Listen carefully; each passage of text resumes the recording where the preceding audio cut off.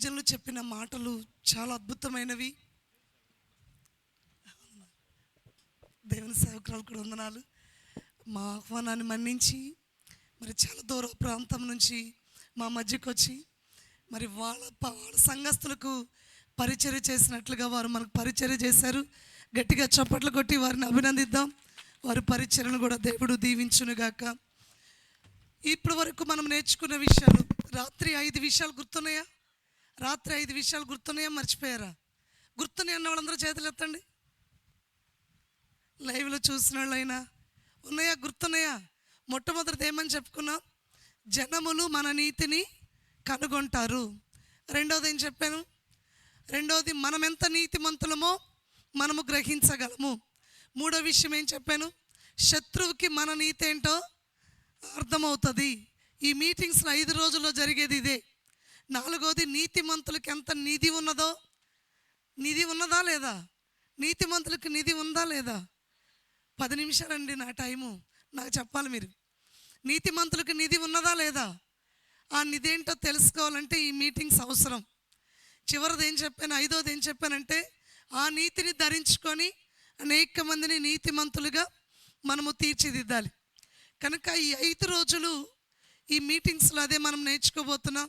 ఇంకేంటక్క ఒక రోజు అయిపోయింది, ఇంకా 4 రోజులు అంటారు కదా. ఈ 4 రోజుల్లో అదే మనం నేర్చుకోబోతా ఉన్నాం. ఇంతకు నేను అంటున్నాను, మీకు ఇవ్వబడిన నీతి ఎవరిది? మీ తాతదా? మీ ముత్తాతదా? మీ వంశముదా? లేకపోతే మీ గోత్రముదా? అసలు ఇంతకీ మీలోకి వచ్చిన నీతి ఎవరిది? సేవకులు చెబుతున్నారు, మీరు చెప్పాలి. ఇంతకీ మీలోకి వచ్చిన నీతి ఎవరిది? మీలోకి వచ్చేసిందా? దేవుని నీతిని పాపమెరుగని ఆయనను మన కోసము పాపముగా చేయబడటానికి. ఆ వచనాన్ని చదువుదాం. కొరింథీయులకు రాసిన పత్రిక, ప్రైజ్ ద లార్డ్.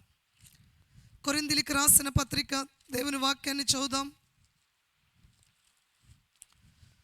కొరింథీయులకు రాసిన 2వ పత్రిక 5వ అధ్యాయము 21వ వచనాన్ని చదువుదాం.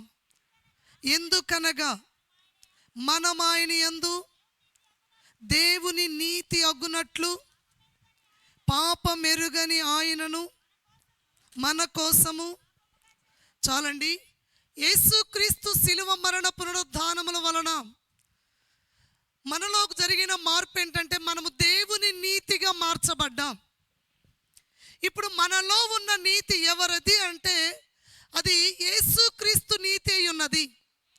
మన తండ్రుల నీతి మారిపోవచ్చు, మన పూర్వీకుల నీతి మారిపోవచ్చు. ఆ నీతి దేవుని దృష్టికి సరిపోయినది కాదు. మనలోకి వచ్చిన నీతి దేవునిది. హల్లెలూయా. తర్వాత 2వ ప్రశ్న చెప్తున్నా. మధ్యాహ్నం నేను మీకు మరలా వర్తమానం చెప్తాను. ఇప్పుడు నేను ఈ విషయాలు మీకు చెప్తున్నా. మొట్టమొదటిది, మనలో నీతి ఎవరిది? ఊపిరి ఉన్న వాళ్ళు చెప్పినట్టు చెప్పండి. అదిగో చూడండి, మీకు ఊపిరి వచ్చింది. మనలో ఉన్న నీతి దేవునిది.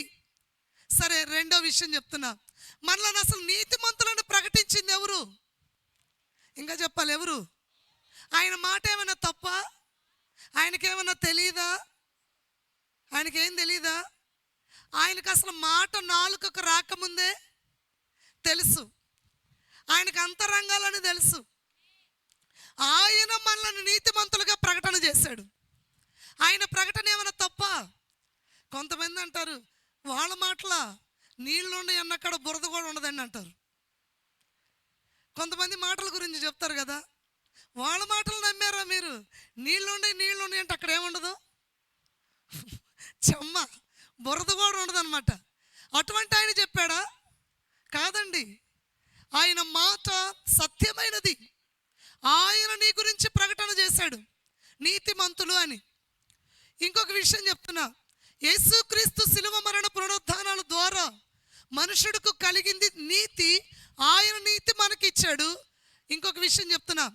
ఆయన నీతి పొందటానికి నీ క్రియలు ఏమన్నా కావాలా? మూడో విషయం, నీ క్రియలు ఏమన్నా కావాలా? విశ్వాసం సరిపోయిద్దా? చెప్పాలి. యేసుక్రీస్తు నా కొరకు మరణించాడు, నా కొరకు సమాధి చేయబడ్డాడు, నా కొరకు తిరిగి లేచాడు అని ఎప్పుడైతే విశ్వసిస్తామో ఆ విశ్వాసము ద్వారా మనము నీతిమంతులంగా తీర్చబడతాం. ఆమేన్, హల్లెలూయా. 3 ప్రశ్నలు వేశాను, 3 ప్రశ్నలకు జవాబు నేర్చుకున్నాం. మొట్టమొదటి, మీలో ఉన్న నీతి ఎవరిది? మిమ్మల్ని నీతిమంతులకు ఎవరు ప్రకటన చేశారు? చెప్పాలి, గట్టిగా చెప్పాలి. దేవుడే ప్రకటన చేశాడు. దేవుని ప్రకటన మారిపోయేదా? ఆకాశము భూమి గతించిన నా మాటలు ఏమాత్రము గతించవు అని చెప్పాడు.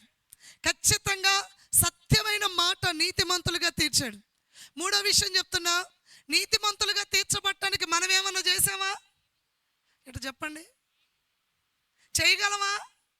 దేవుని నీతి సంపాదించుకోవడానికి మనం ఏమన్నా చేయగలమా? చేయలేం. మనం ఏం చేసినా చల్లదు ఆయన నీతి రావడానికి, అది కుదరదు.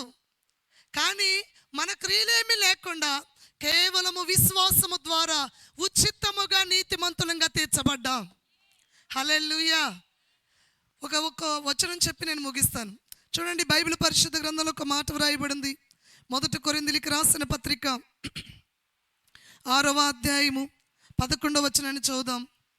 1 కొరింథీయులకు రాసిన పత్రిక 6వ అధ్యాయము 11వ వచనం. మీలో కొందరు అట్టివారై ఉంటిరి గాని, అట్టివారై అంటే పైన చదవాల్సిందే. 1 కొరింథీ 6వ అధ్యాయము 9-10 వచనాలు చదువుదాం. అన్యాయస్తులు దేవుని రాజ్యమునకు వారసులు కానేరని మీకు తెలియదా?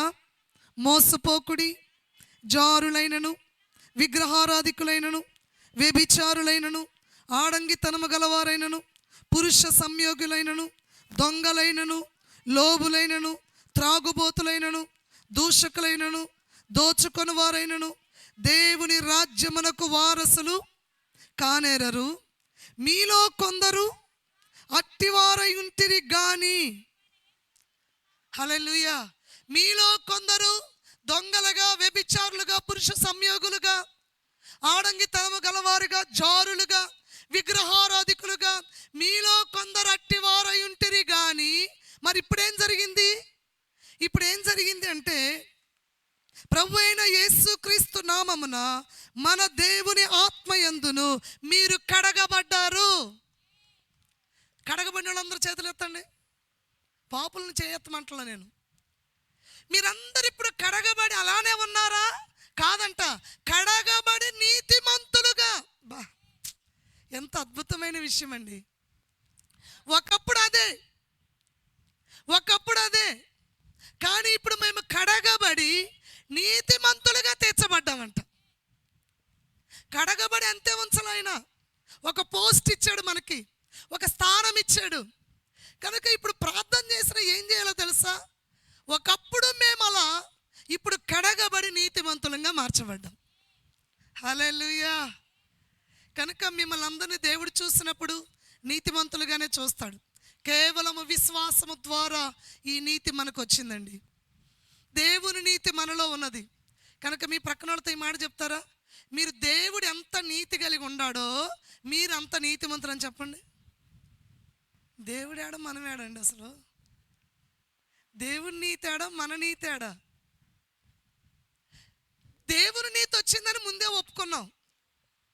పాటకి పల్లవి పాడినట్టు, పల్లాయి చెప్పినట్టు చెప్పారు. మీలో నీతి ఎవరిదంటే ఏమని చెప్పారమ్మా? దేవుడిది అని చెప్పారు. మీ పక్కన వాళ్ళకి మీరు దేవుడు ఎంత నీతిమంతులో మీరంత నీతిమంతులు అని చెప్పమంటే అది సేవకులు అన్నారు, అది చెప్పరా అన్నారు. అంగీకరించలేకపోతున్నాం. నేను చెప్తున్నా, గ్రహింపు అనేది ముఖ్యమైనది. తిరిగి జన్మించిన ప్రతి విశ్వాసి దేవుడిలో ఎంత నీతి ఉన్నదో వారిలో అంత నీతి ఉన్నది. ఈ 4 రోజుల్లో నీతి అనే విషయాన్ని మీ హృదయాల్లో స్థాపించబడాలంతే. యెషయా గ్రంథంలో ఒక వాగ్దానం ఉంది, మీకు తెలుసా? నీవు నీతి గలదానవై స్థాపించబడదువు. చాలామంది అంటారు, ఇది జీవితాంతం చేసుకుని జరగదమ్మా. నేను చెబుతున్నా జరగదని. మరి ఎట్టా ఈ వాగ్దానం నెరవేర్చబడేది? యేసుక్రీస్తు శిలువ మరణ పునరుద్ధానముల ద్వారా, మనము దాన్ని విశ్వసించుటము ద్వారా. ఇప్పుడు మళ్ళా ప్రశ్న అడుగుతున్నా, ముగింపులోకి వస్తానే ప్రశ్న అడుగుతున్నా నేను.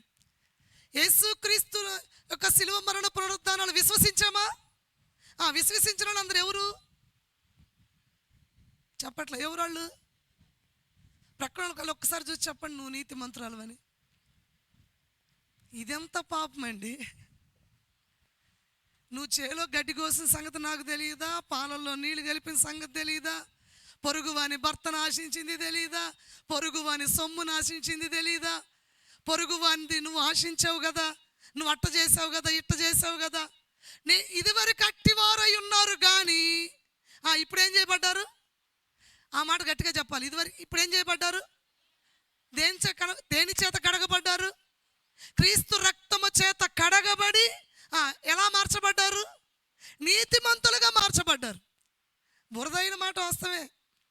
ఆ బురదంతా శుభ్రంగా బోరింగ్ పంపు దగ్గరికి వెళ్ళి ఏం చేశాను? ఇప్పుడు బురదైందంటే ఊరుకోను నేను. ఇప్పుడు నేను కడగబడ్డా.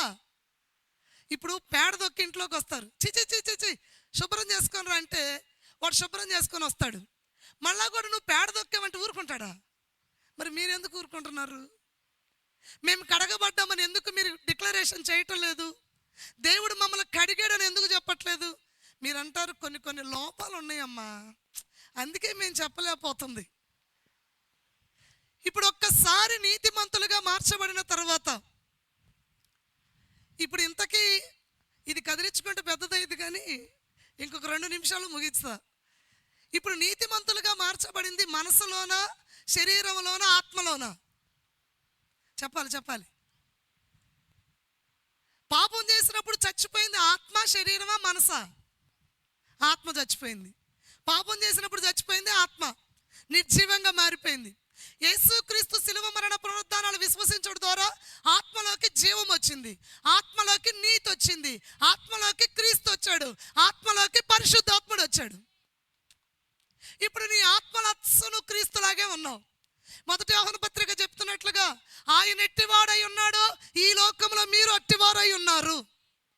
ఆత్మలో పూర్తిగా మనము నీతిమంతులంగా ఉన్నాం. నీతిమంతులంగా చేయబడ్డామని గ్రహింపు లేకపోవటం వల్లే మనం కొన్ని పొరపాట్లు చేస్తూ ఉంటాం. అదే పేడ తొక్కిన వాడు శుభ్రం చేసుకుని వచ్చిన తర్వాత ఎంత భద్రంగా వస్తాడో, ఎందుకంటే మరలా అదేమైనా జరిగిద్దేమోనని. ఆ గ్రహింపులోకి వచ్చిన వాళ్ళు జాగ్రత్తగా బ్రతుకుతారు. ఒక నీతిమంతుడు సినిమా హాల్ ఎట్టుకెళ్తాడు, ఒక నీతిమంతుడు సినిమా ఎట చూస్తాడు, ఒక నీతిమంతుని కదా పొరుగువాన్ని ఎట్టాశిస్తాను.